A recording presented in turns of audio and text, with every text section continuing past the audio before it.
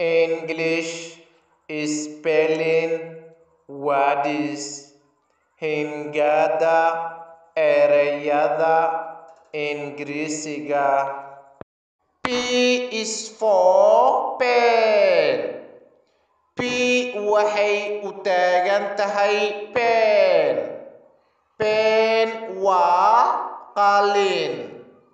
P E N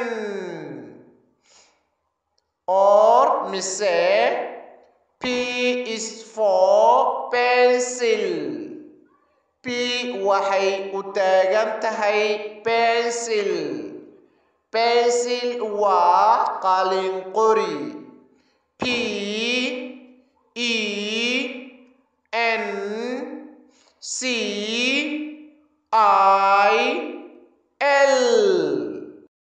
Q is for queen. Q waxay u taagan tahay queen. Queen waa boqorad. Q U double E N. R is for rat.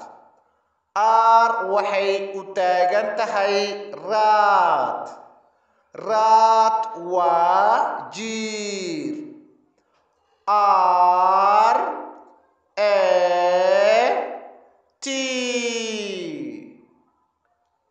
S is for sun. S waxay u taagan tahay sun. Sun waa qorax.